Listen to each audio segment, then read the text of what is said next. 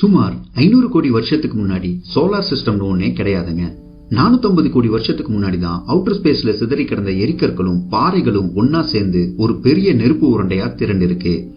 இன்னைக்கு நாம பூமின்னு சொல்லிக்கிற அந்த நெருப்பு பாறை தன்னைத்தானே சுத்திக்கிட்டதோட மட்டும் இல்லாம அதோட தலைவனான சூரியனையும் சுத்தி வர ஆரம்பிச்சது. இப்படி சுத்தினதுனாலையும் சூரியனை விட்டு தள்ளி இருந்ததுனாலையும் அது தன்னைத்தானே குளிராக்கிக்க பல லட்சம் வருஷங்களை எடுத்துட்டு தன்னோட மேற்பரப்புல தண்ணீரையும் உருவாக்கிச்சு. பூமியில தண்ணி 350 கோடி வருஷத்துக்கு முன்னாடி தாங்க தோன்றி இருக்கு. தண்ணியோட உருவாக்கத்துக்கு அப்புறமா தான் கடல்ல ஒரு செல் உயிரிகளான பாக்டீரியாக்கள் உருவாகி இருக்கு. இந்த ஒரு செல் உயிரிகள் தான் பரிணாம வளர்ச்சியின் முதல் கட்டம்னு சொல்லலாம். அதுக்கப்புறமா தான் மல்டி செல்ஸ் அண்ட் அதுல இருந்து செடி கொடிகள் உருவாகி இருக்கு. செடிகள் சூரியனோட உதவியோட போட்டோசிந்தசிஸ் ப்ராசஸ் மூலமா கார்பன் டை ஆக்சைடை உள்வாங்கிக்கிட்டு ஆக்சிஜனை வெளிவிட ஆரம்பிச்சதுங்க. இப்படி தாங்க உலகத்துல முதலா ஆக்சிஜன் உருவாகி இருக்கு. என்னடா இவன் ஆக்சிஜன் இப்பதான் உருவாகுதுன்னு சொல்றான், பூமியில தண்ணி உருவானப்போவே அதுல ஆக்சிஜன் இருந்திருக்கணுமேனு நீங்க கேக்குறது புரியுதுங்க. ஆக்சுவலா இங்க நாம மென்ஷன் பண்ற ஆக்சிஜன் அட்மாஸ்பியரிக் ஆக்சிஜன், அதாவது மனிதனும் மத்த உயிரினங்களும் சுவாசிக்க உதவுற காத்துல இருக்கிற ஆக்சிஜனை பத்தி நாம சொல்றோங்க. இந்த ஆக்சிஜன் உருவாகி 250 கோடி வருஷங்கள் ஆகுதுங்க. இந்த ஆக்சிஜன் உருவாக்கத்துக்கு அப்புறமா தான் பல கடல்வாழ் உயிரினங்கள் உருவாகி இருக்கு. குறிப்பா இந்த உலகத்துல முதல்ல உருவான உருப்படியான உயிரினமான மீன்களும் அப்பதான் உருவாகி இருக்கு. மீன்கள் தோன்றி 40 கோடி வருஷங்கள் இருக்கலாம்னு சொல்றாங்க. அதுக்கு அடுத்த பரிணாம வளர்ச்சியில தான் பல்லி, பாம்புகள் போன்ற ஊர்வன வகைகள் தோன்றி விஸ்வரூபம் எடுத்து டைனாசர்கள் உருவாகி இருக்கு. 15 கோடி ஆண்டுகள் முன்னாடி வரைக்கும் பூமியில நடந்தது டைனாசர் யுகம் தாங்க. அதுக்கப்புறமா தான் மிக ஆச்சரியமான பரிணாம வளர்ச்சியான குட்டி போட்டு பால் கொடுக்கும் உயிரினங்கள் உருவாகி இருக்கு. இந்த ஆச்சரியமான பரிணாம வளர்ச்சியின் வழித்தோன்றல்கள் தான் குரங்குகளும் மனிதனை ஒத்த குரங்குகளான ஏப்ஸ் எனப்படும் மனித குரங்குகளும். ஏப்ஸுக்கு அடுத்ததா குரங்குகள்ல பல வகைகள் தோன்றின மாதிரி பல வகை மனிதர்கள் இந்த பூமியில தோன்றி இருக்காங்க. அதுல இன்னைக்கு மாடர்ன் மேன் அப்படின்னு சொல்லிக்கிற நாம தோன்றி 4 லட்சம் வருஷங்கள் தான் ஆகுது. ஆனா நம்ம கூட இந்த பூமியில சமகாலத்துல வாழ்ற கரப்பாம்பூச்சி இனம் தோன்றி கூட 25 கோடி வருஷம் ஆச்சுங்க. ஹோமோசேப்பியன் அப்படின்னு அழைக்கப்படுற நம்ம மனித இனம் முதல்ல தோன்றினது ஆப்பிரிக்காவோட நடுப்பகுதியில தாங்க. இன்னொரு ஆச்சரியமான விஷயம் என்னன்னா, அப்படி தோன்றின முதல் மனிதன் ஒரு ஆண் அல்ல, ஒரு பெண். அந்த பெண்ணோட கால் தடத்தை சில ஆண்டுகளுக்கு முன்னாடி ஆப்பிரிக்க பகுதிகளில் ஆராய்ச்சியாளர்கள் கண்டுபிடிச்சிருக்காங்க. அந்த பெண்ணோட உடம்புல ஒரு ஸ்பெஷல் ஜீன், அதாவது மிட்டோகாண்ட்ரியல் டிஎன்ஏ அப்படின்னு ஒரு ஜீன் இருந்திருக்கு. இன்னைக்கு வரைக்கும் உருவாகிக்கிட்டு இருக்க மனிதத்தோட அடிப்படை அந்த ஜீன் தான் பின்னாடி ஆராய்ச்சியாளர்கள் அறிவிச்சாங்க. மற்ற உயிரினங்கள் மாதிரியே மனித இனத்திலையும் பல வகை மனிதர்கள் இந்த பூமியில உலவி இருக்காங்க. ஆனா அந்த இனமெல்லாம் அழிஞ்சு போய் மிச்சம் இருந்தது 2 வகை தான். ஒன்னு இன்னைக்கும் இருக்க நம்ம இனமான ஹோமோசேப்பியன்ஸ், மற்றொன்று நியாண்டர்தால் வகை. நியாண்டர்தால் மனிதர்களுக்கு வேட்டையாடி சாப்பிடவும் தீமூட்டவும் உணவை சமைச்சு சாப்பிடுற முறையும் கூட தெரிஞ்சிருக்குங்க. நியாண்டர்தால் இனம் கிட்டத்தட்ட 30,000 வருஷத்துக்கு முன்னாடி முற்றிலுமா அழிஞ்சு போயிருக்காங்க. அவங்க அழிவுக்கான உண்மையான காரணம் இன்னைக்கு வரைக்கும் கண்டுபிடிக்கப்படல. அதுக்கப்புறமா மனித இனத்துல இருந்த ஒரே ஒரு வகை நம்ம மட்டும்தான். குரோமேக்னன் அப்படிங்கிற நம்ம இனத்தோட பேரு நாளடைவுல மாறி ஹோமோசேப்பியன்ஸ் ஆயிடுச்சு. இன்னைக்கு இருக்கிற மாதிரி கடல்களை எல்லையா கொண்ட தனித்தனியான கண்டங்கள் டைனாசர் யுகத்தப்ப கிடையாதுங்க. எல்லா கண்டங்களும் இணைஞ்சு ஒரே நிலப்பரப்பா இருந்தது. அந்த நிலப்பகுதியை கோண்ட்வானா லேண்ட்னு சொல்றாங்க. அதுக்கப்புறமா பல மாற்றங்களால நிலப்பரப்புகள் பிரிந்து உலக வரைபடத்தையே மாத்தி அமைச்சதுங்க. இந்த பிரிவுகளுக்கு அப்புறமா நடந்த யுகம் தான் ஐஸ் யுகம். மனித இனம் ஆப்பிரிக்கா காடுகள்ல தோன்றி இருந்தாலும் அவங்களால அங்கிருக்கிற பல ஆயிரம் விலங்குகளை சமாளிச்சு நிம்மதியான வாழ்க்கை முறைய வாழ முடியல. பாதுகாப்புக்காக அங்கிருந்து கிளம்பி கிட்டத்தட்ட 1 லட்சம் வருஷங்கள் பயணத்திலேயே இருந்திருக்காங்க. இயற்கைக்கு மனிதர்களோட இந்த பயணம் பத்தி முன்னவே தெரிஞ்சிருந்ததுனாலயோ என்னவோ பல இடங்கள்ல கண்டங்கள் ஐஸ் யுகத்தின் உதவியால இணைந்தே இருந்தது. இதனால மக்களுக்கு குறுக்க எல்லைகள் எதுவும் தடையா நிக்கல. இந்த மிக நீண்ட பயணம் ஆப்பிரிக்காவில தொடங்கி ஆஸ்திரேலியாவிலையும் இந்தோனேஷியாவிலையும் முடிஞ்சிருக்கு. சில மக்கள் வழியில எங்கெல்லாம் வசதியான இடங்கள் கிடைக்குதோ அங்கெல்லாம் தங்க ஆரம்பிச்சிட்டாங்க. ஆனா பெரும்பகுதி மக்கள் வந்து செட்டில் ஆன இடம் அன்னைக்கு ஆப்பிரிக்காவை தாய்நிலமா கொண்டிருந்த இந்தியாவிலையும் ஸ்ரீலங்காவிலையும் தான்.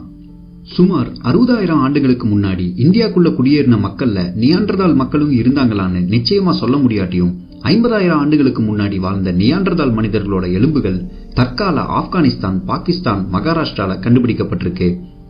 மற்ற மனித இனங்கள் எப்படி அழிந்ததுன்னு முழுசா தெரியலனாலும் மனித இனத்துக்குள்ளான சண்டைகள் அப்போ இருந்தே இருந்திருக்கு. இத்தனைக்கும் கிமு 10,000 வாழ்ந்த மனிதனோட ஆயுள் காலமே வெறும் 30 வயசு தான்.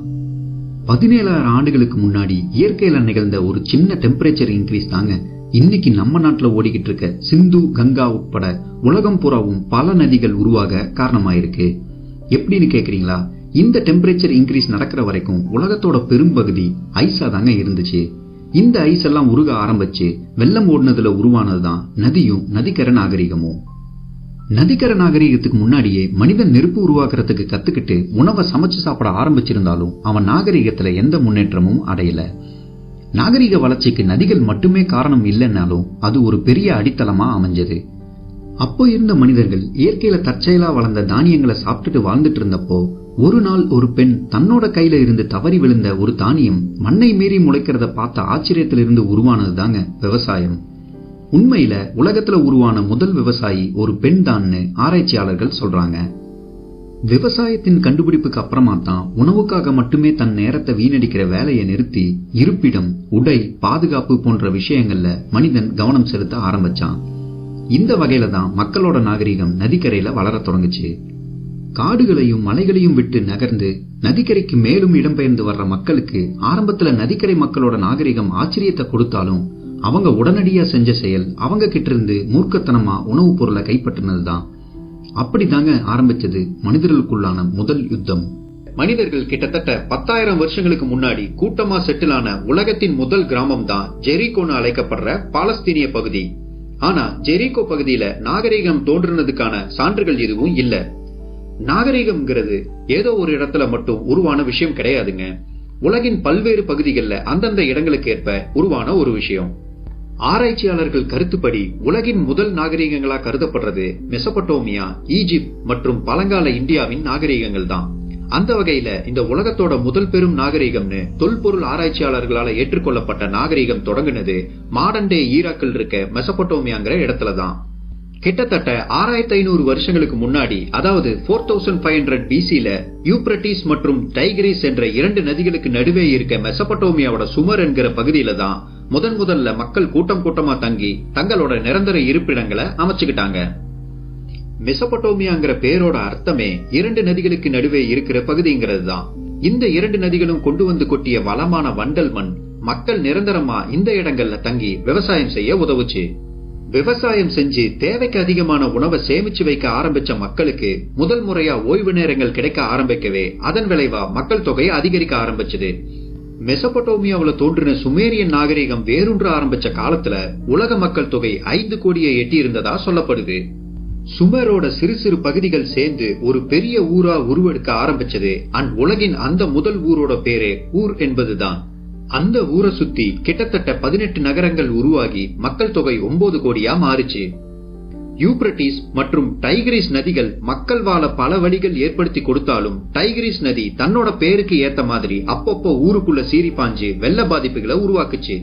இந்த பாதிப்புகளுக்கு காரணமான இயற்கை சக்திகளான காற்றையும் புயலையுமே கடவுளா பாவிச்சு அதற்கு என்லில்னு பேரையும் கொடுத்து வழிபட ஆரம்பிச்சாங்க சுமேரியன் மக்கள். சொல்லப்போனா சுமேரியன் பீரியட் கட்டுக்கதை ஒண்ணுல என்லில் கடவுளுக்கு அதிக மக்கள் தொகை உருவாகி அவங்க போடுற கூச்சல் கேட்க பிடிக்காம பெரும் புயலை உருவாக்கி அதன் விளைவா மெசபடோமியா மக்களை வெள்ளத்துல சாகடிக்க முற்பட்டதா சொல்லப்படுது.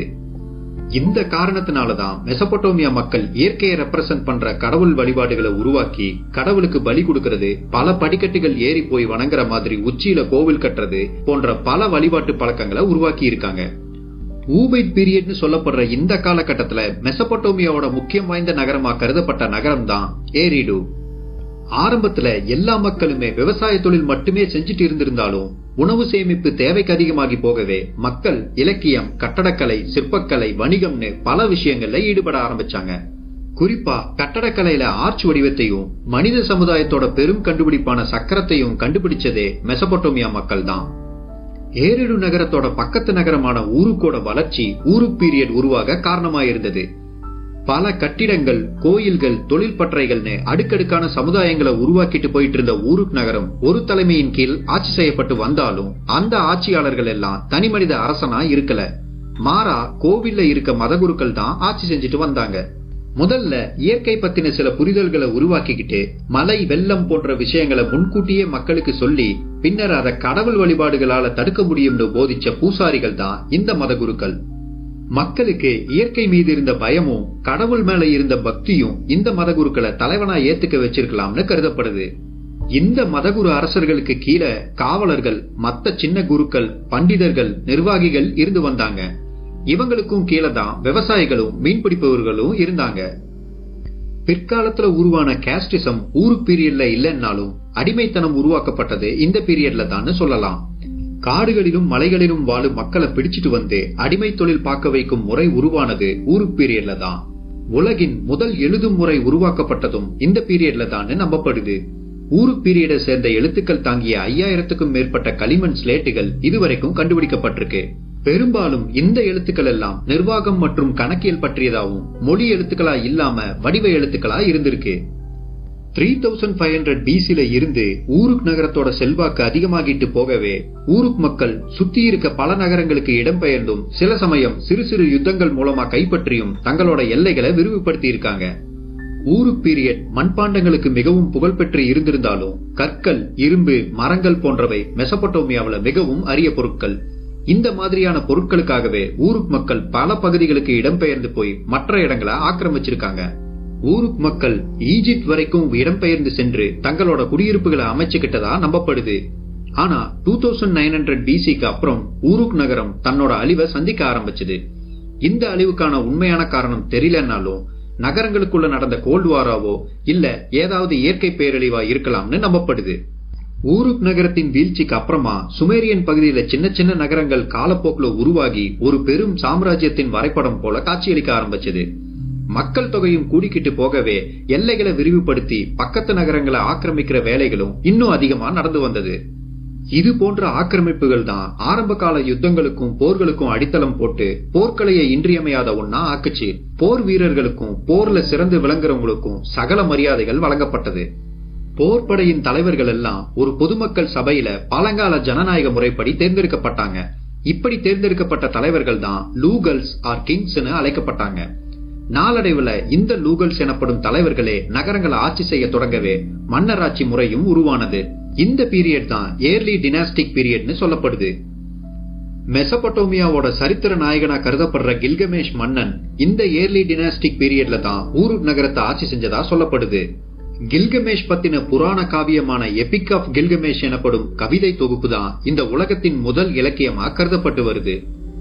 ஏர்லி டினாஸ்டிக் பீரியடுக்கு அப்புறமா 2500 BCல இருந்து 2350 BC வரைக்கும் சுமரோட லகாஷ் என்ற நகரம் முக்கியமான நகரமா இருந்து வந்திருக்கு. இந்த காலகட்டத்துல லகாஷ் நகரத்துக்கும் அதற்கு பக்கத்து நகரமான உம்மா என்ற நகரத்துக்கும் எல்லை மோதல்கள் காரணமா பல யுத்தங்கள் நடந்திருக்கு.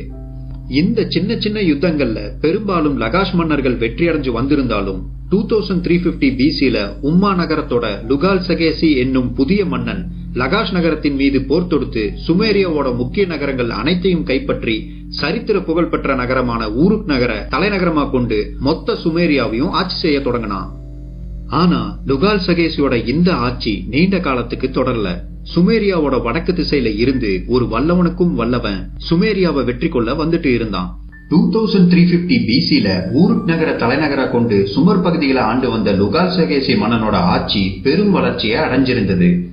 ராஜ்யத்துக்குட்பட்ட பல சிறுநகரங்கள் குறுநில மன்னர்கள் மூலமா ஆட்சி செய்யப்பட்டு வந்தது. அந்த குறுநில நகரங்கள்ல ஒன்றான கிஷ் நகரத்தை ஆண்டு வந்த மன்னன் தான் உர்சபாபா. இந்த மன்னன் தான் அடுத்து வரப்போகும் ஒரு பெரிய சரித்திரத்துக்கு மிகப்பெரிய அடித்தளம் போட்டதுன்னு சொல்லலாம். இந்த காலகட்டத்துல சுமரோட வேறொரு பகுதியில ஒரு குருகுல வம்ச பெண் பல புராண கதைகள்ல வர்ற மாதிரியான ஒரு செயலை செஞ்சுட்டு இருந்தா. அது என்னன்னா, தனக்கு விதியின் பயனால பிறந்த ஒரு ஆண் குழந்தைய ஒரு கூடையில வச்சு யூப்ரட்டிஸ் நதியில விட்டுறா. நதியில மிதந்து வர்ற அந்த குழந்தை அக்கிங்கிற ஒருத்தரால மீட்கப்படுது. கிஷ்நகர மன்னன் உர்சபாபா கிட்ட தலைமை தோட்டக்காரரா வேலை செய்யும் அக்கி நதியில மீட்கப்பட்ட குழந்தைய தன்னோட குழந்தையாவே வளர்த்தி உர்சபாபாவோட தோட்டத்துல வேலைக்கும் வைக்கிறாரு. தோட்ட வேலைகள்ல ஈடுபட்டு வளர்ந்து வர்றப்போ ஒரு நாள் இனானா என்னும் பெண் கடவுள் அந்த பையன் முன்னாடி தோன்றி ஒரு வரம் கொடுத்ததா சொல்லப்படுது. இதே சமயத்துல மன்னன் உர்சபாபாவுக்கு வர்ற வேற ஒரு கனவின் விளைவால அந்த பையனை தன் கூடவே இருந்து எடுபுடி வேலைகள் செய்யும் வேலைக்கு வைக்கிறாரு. ஆனா அப்ப யாருமே அறியாத ஒரு விஷயம் என்னன்னா, உர்சபாபாவோட இந்த எடுபுடி தான் உலகத்தோட முதல் பெரும் சாம்ராஜ்யத்தை உருவாக்க போகும் சர்கான் சக்கரவர்த்தி என்பதுதான். மன்னர்கள் கிட்ட செய்யும் எடுபுடி வேலைகள்ல முக்கியமான ஒண்ணுதான் அவங்களுக்கு குடிபானங்கள் ஊற்றி கொடுப்பது. இந்த வேலையை செய்யறவங்க மன்னருக்கு ரொம்பவும் விசுவாசமா இருக்க வேண்டியது அவசியம். அப்போதான் விஷம் கலந்த பானங்கள் ஊற்றி கொடுக்காம இருப்பாங்க. இந்த காரணத்தினாலேயே மன்னன் கிட்ட வேலை செஞ்ச எடுபுடி சர்கானுக்கு பல அதிகாரங்கள் இருந்ததா சொல்லப்படுது. அடுத்து நடந்த சம்பவங்கள் என்னன்னு தெளிவா தெரியலனாலும் ஒரு நாள் மன்னன் உர்ஜபாபா தன்னோட உறக்கத்துல இனானா கடவுள் மூலமா ரத்த வெள்ளத்துல தான் மூழ்கடிக்கப்படுவதாகவும் அதன் மூலமா சர்கானுக்கு இனானா கடவுளோட வரம் கிடைக்கிறது மாதிரியுமான கனவை கண்டதா சொல்லப்படுது. இந்த கனவால பயத்தின் உச்சிக்கே போகும் உர்ஜபாபா முதல்ல சர்கான தன்னோட பணியாட்கள் மூலமா கொலை செய்ய முற்பட்டு முடியாம போகவே சர்கான் கிட்ட ஒரு கடிதத்தை கொடுத்து அதை லுகால் சகேசி கிட்ட கொண்டு போக சொல்றாரு. அந்த கடிதத்துல சர்கான பார்த்த உடனே கொல்லும்படி லுகால் சகேசிக்கு வேண்டுகோளும் கொடுத்திருக்காரு உர்ஜபாபா. லுகால் சகேசியோட அவையில சர்கானுக்கு என்ன நடந்ததுன்னு வரலாற்றுல தெளிவா இல்ல. ஆனா இதுக்கப்புறம் சர்கான் தன்னை கிஷ்நகரத்தோட உண்மையான வாரிசாவும் மன்னனாவும் அறிவிச்சிருக்காரு. இந்த வாரிசுத்துவத்தை பத்தி பல கேள்விகள் எழுந்தாலும் சர்கானோட பணிவான அணுகுமுறை சுமர் மற்றும் அக்காட் மக்கள் இடத்துல அவருக்கு பெரும் நன்மதிப்பை பெற்றுத்தர தொடங்குச்சு. ஷாருக்கின் அப்படிங்கிற மற்றொரு பெயரால் அழைக்கப்படும் சர்கான் கிஷ்நகர அடித்தளமா கொண்டு ஆரம்பிச்சு சுத்தி இருக்கிற பல சுமர் நகரங்களை கைப்பற்ற தொடங்குறாரு. சுமரோட தெற்கு பகுதியை நோக்கி படையெடுத்து கிட்டத்தட்ட 34 போர்கள்ல ஈடுபட்டு உர், லகாஷ், உம்மா உட்பட பல நகரங்களை கைப்பற்றாரு. கடைசியா ஊரு நகர ஆண்டு வந்த லுகால் சகேசி மீதும் படையெடுத்து அவரையும் வெற்றி கொள்றாரு சர்கான். ஊருக்கோட வெற்றிக்கு அப்புறம் மேலும் தெற்கு நோக்கி படையெடுத்து பாரசீகா வளைகுடா வரைக்கும் தன்னோட ராஜ்யத்தை விரிவுபடுத்துறாரு. இதன் பிறகு தலைநகருக்கு திரும்பும் சர்கான் மெசபடோமியாவோட ராஜவம்ச பாரம்பரியத்தை பின்பற்றி கடவுள் வழிபாடு ஒண்ணு நிகழ்த்துறாரு. இந்த நிகழ்வின் போது மெசபடோமியாவோட புராண கடவுளான என்லில் சர்கான் வம்சம் தலை தொங்க அவருக்கு ஆசி வழங்கினதா சொல்லப்படுது. வளர்ந்து வரும் சர்கானோட இந்த அக்காடியன் எம்பையர் அக்காட் மற்றும் சுமர் பகுதிகள் மொத்தத்தையும் சேர்த்து ஆதிக்கம் செய்து வந்தது. கிழக்குல ஈலம் என்ற புது நாடு சூசா என்ற நகரத்தை தலைநகரா கொண்டு உருவாக்கப்பட்டிருந்தது. சுமரோட வடமேற்கு பகுதிகளில் இருந்த இப்லா மற்றும் மாரி என்ற நகரங்களும் அக்காடியன் பேரரசு கட்டுப்பாட்டுக்குள்ள வந்திருந்தது. இந்த நகரங்களுக்கு இடையே நடந்து வந்துட்டு இருந்த உள்நாட்டு மோதல்கள் சர்கான மேலும் மேற்கு நோக்கி நகர விடாம செஞ்சுட்டு இருந்தது. இந்த காரணத்தினாலேயே கிழக்கு பகுதிகளில் இருந்த ஈலம் நாட்டுக்கு அப்பாற்பட்ட பகுதிகளை கைப்பற்றும் யோசனைக்கு வந்தாரு சர்கான். அந்த வகையில கிழக்கு பகுதிகளில் இருந்த அன்ஷான் நகரத்தை கைப்பற்றி அதை அக்காடியன் சாம்ராஜ்யத்தோட இணைச்சாரு சர்கான். இதன் மூலமா அக்காடியன் பேரரசுல வணிகம் தலை தொங்க ஆரம்பிச்சது. மேகன் என்று அழைக்கப்படும் மாடர்ன் டே ஒமான் நாட்டுல இருந்து தாமிர உலோகமும் சிற்பங்களுக்கு தேவைப்பட்ட கற்களும் கொண்டு வரப்பட்டது. தில்முன் என்று அழைக்கப்படும் மாடர்ன் டே பஹ்ரைனில் இருந்து மரங்கள், இரும்பு, யானை தந்தங்கள் போன்ற பொருட்களும், மெலுகா என்று அழைக்கப்படும் பழங்கால இந்தியாவில இருந்து முத்துக்கள், வெள்ளி மற்றும் யானை, குரங்கு, எருமை போன்ற விலங்குகளும் கொண்டு வரப்பட்டது. சர்கான் மன்னனோட இந்த வணிக முறைதான் அடுத்து மெசபடோமியால வரப்போகும் பல மன்னர்களுக்கு வணிகம் மீதான ஈர்ப்பை உருவாக்கி இருக்கும்னு சொல்லலாம். சர்கான் மன்னன் கடவுள் வழிபாடுகளுக்கு பெரிதும் முக்கியத்துவம் கொடுத்திருக்காரு. அக்காடியன் பேரரசு தன்னால உருவாக்கப்படல, கடவுளால தனக்கு வழங்கப்பட்டதுன்னு அடிக்கடி சொல்லும் சர்கான் தன்னோட மகளான என்ஹிதுவானாவ உர்நகரத்தோட இனானா கடவுள் கோவில்ல மதகுருவா அமர்த்தி அவள் மூலமா பல யாகங்களும் நடத்தி வந்திருக்காரு. உர்நகரம் சுமேரியாவிலேயே மிகவும் பணக்கார நகரம்னு சொல்லலாம். உலகத்தோட பல நாடுகளை போல உர்நகரத்தோட பெரும்பாலான செல்வங்களும் கோவில்கள்ல தான் வைக்கப்பட்டிருக்கு. எனவே இந்த செல்வங்கள் எல்லாம் சர்கானோட மகளான என்ஹிதுவானாவோட கட்டுப்பாட்டுக்குள்ள இருந்தது. இதனால உள்நாட்டு புரட்சியாளர்கள் கிட்ட இருந்தும் உள்நாட்டு பனிப்போர்கள்ல இருந்தும் ராஜ்யத்தை காப்பாத்தி வந்தாரு சர்கான். அக்காட் நகர தலைநகரமா கொண்டு மற்ற நகரங்களுக்கு தனித்தனி சிற்றரசர்களை நியமிச்சு மக்கள் கிட்ட வரிகளை வசூலிச்சு மொத்தமும் அக்காட் நகரத்துக்கு செலுத்தப்பட்டு வந்திருக்கு. சர்கானோட இந்த ஆட்சி 56 வருடங்கள் நீடிச்சு நடந்திருக்கு. அவரோட மறைவுக்கு அப்புறமா அவரோட மகனான ரிமோஷ் 2280 BCல ஆட்சியில அமர்த்தப்படுறாரு. பழங்கால ராஜ்ய முறையில ஒரு அரசர் இறந்து போய் அடுத்த அரசர் பதவிக்கு வர்றதுக்கு இடைப்பட்ட காலம்தான் உள்நாட்டு புரட்சிகள் தோன்ற சரியான தருணம். இந்த புரட்சி உலகத்தின் முதல் பேரரசுலயும் நடந்தது. சுமரோட பல நகரங்களுக்கு இடையே கிளர்ச்சிகள் எல்லாம் ஆரம்பிக்க அதையெல்லாம் புதிய மன்னன் ரிமுஸ் சரி செஞ்சு முடிக்கிறதுக்குள்ளேயே ராஜ்யத்தோட தூர தேசங்கள் சுமர் பகுதிகள் மீது போர் தொடுக்க ஆரம்பிச்சது. அக்காடிய பேரரசுக்குள்ள நடந்த இந்த உள்நாட்டு போர்களிலேயே ரிமுஷோட 9 ஆண்டு ஆட்சி காலமும் அவரோட தம்பியான மனிஸ்துசுவோட 15 வருட ஆட்சி காலமும் முடிஞ்சு போயிடுது. அடுத்ததா அரச பொறுப்பை ஏற்கிற மனிஸ்துசுவோட பையனான நராம் சிங் தன்னோட அப்பாக்களை போல இல்லாம தன் தாத்தாவான சர்கான போல மிகவும் சாதுரியமான அரசனா இருக்காரு. அரச பதவி ஏற்ற உடனே அவரு செஞ்ச முதல் வேலை உள்நாட்டு புரட்சிய கடுமையான முறையில ஒடுக்குனதுதான். அதன் பிறகு கடற்படை பயணத்தை மேற்கொண்டு மேகன் என்று அழைக்கப்படும் மாடர்ன் டே ஒமான் பகுதிகள் மீது போர் தொடுத்திருக்காரு.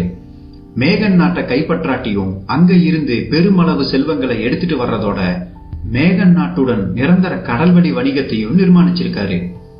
இந்த பயணங்களுக்கு அப்புறமா மேற்கு நோக்கி நகரும் நராம்சின் எப்லா மற்றும் மாரி பகுதிகளான மாடர்ன் டே சிரியாவுல மீண்டும் அக்காடியன் எல்லைகளை நிறுவுறாரு. இந்த வரலாற்று சிறப்புமிக்க வெற்றிகளுக்கு அப்புறமா நராம்சின் தன்னை தெய்வீக தன்மை கொண்ட அரசனா அறிவிக்கிறாரு. இந்த நிகழ்வுகள் வரலாற்று சிறப்புமிக்க நினைவு சின்னங்களா பொறிக்கப்பட்டிருக்கு. இந்த நினைவு சின்னங்கள் இன்னைக்கும் பாரிஸ் நகரத்துல பார்வைக்கு வைக்கப்பட்டிருக்கு. தெய்வத்துக்கு நிகரா கருதப்பட்ட நராம்சினோட ஆட்சியில் அக்காடியன் எம்பையர் மிக பெரும் உயரத்தை அடைஞ்சிருந்தாலும் அதோட அழிவு காலம் தொடங்க ஆரம்பிச்சது. 2218 BCல நராம்சினோட மறைவுக்கு அப்புறமா அக்காடியன் எம்பையரோட கடைசி அரசனும் நராம்சினோட மகனுமான ஷர்கலி ஷாரி ஆட்சி பொறுப்பை ஏற்கிறாரு. ஆனா ஷர்கலி ஷாரி ஆட்சி பொறுப்பை ஏற்றதும் சுமரோட கிழக்கு பகுதி மலைகளில் இருந்து வந்த கூஷன் எனப்படும் நாடோடி இன மக்கள் சுமர் மற்றும் அக்காட் பகுதிகள் மீது படையெடுத்து சுமர் பகுதிகளை கைப்பற்ற ஆரம்பிச்சாங்க. இந்த படையெடுப்போட காரணம் நராம்சின் என்லில் கடவுளோட கோயில்களை கொள்ளையடித்ததன் விளைவால அவர் கொடுத்த சாபம்னு சொல்லப்படுது.